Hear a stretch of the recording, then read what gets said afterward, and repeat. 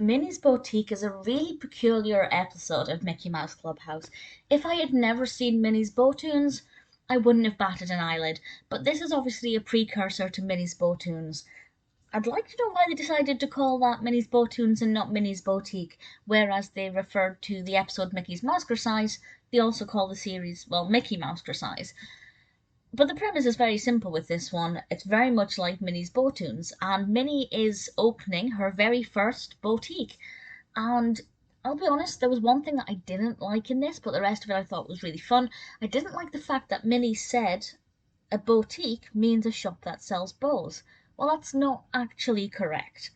I mean, a BOW-tique is a shop that sells bows. But I think it was a bad idea to teach children that the word boutique means a shop that sells bows, because it doesn't. A boutique may have bows available, but that is not the definition. So I thought that was a very peculiar decision.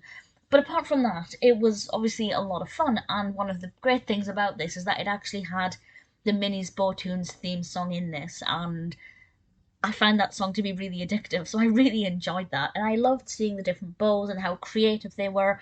I won't spoil too much, but Mickey had a particularly interesting bow, or bow tie, I guess. Pete wanted to visit the boutique and he wanted to buy some bows or look at some bows, but he said that it was really embarrassing because obviously Pete's not exactly the kind of person you would stereotypically see shopping for bows. So there's a bit of a lesson there about how he shouldn't really feel bad about wanting to look at bows, and everybody can enjoy bows.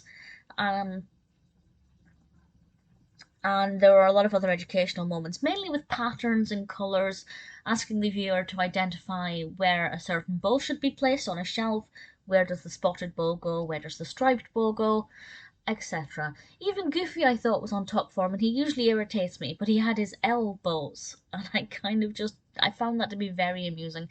So Minnie's Boutique is a very strong episode, and I thought it was pretty great, and a lot of fun, and as a precursor to Minnie's Bowtoons, I thought it was something that worked really well. It is trippy having the theme song in this, but at the same time, I absolutely thoroughly enjoyed it. So Minnie's Boutique is maybe one of my favourite episodes of the third season because it's a lot of fun.